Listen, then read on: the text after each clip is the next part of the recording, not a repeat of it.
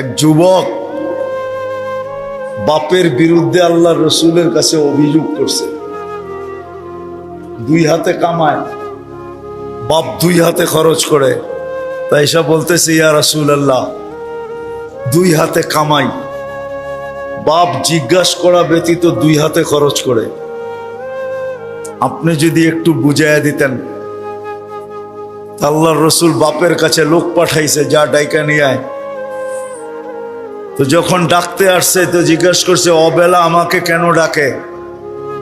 আল্লাহর রসুলের কাছে কে আছে? কাউকে দেখি না, তোমার ছেলেকে বসা দেখছি।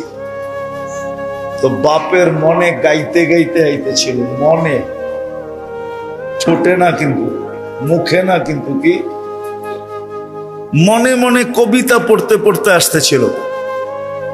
তো জিবরিল আলাইহিস সালাম আগে এসে বইলা দিছেন, একটু পরেই ডুববো, সালাম দিয়া জবাব দেওয়ার পরে কবিতাটি আগে শুনে নিবেন। কিন্তু জিবরিল আলাইহিস সালাম এই কথা বলে নাই যে কবিতা শুনলে আপনারও বুক বাসবে।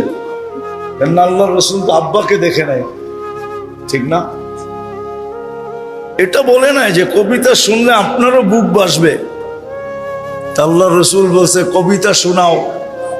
মান আখবারাক, আপনাকে কে বললো কবিতার কথা? আল্লাহ রসুল বলেন, নাব্বানি আল আলিমুল খাবির, আল্লাহ জানায় দিছেন আমাকে, বল কবিতা। তা আমি দুই একটা ছন্দের তর্জমা শুনাইতেছি আপনাদের। কবিতা অনেক লম্বা। বাপ বলতেছিল, একা ছিলাম যখন, তো মনে বড় স্বপ্ন ছিল বিয়ে হবে। বিয়ে যেদিন হয়ে গেল, দুইজনের স্বপ্ন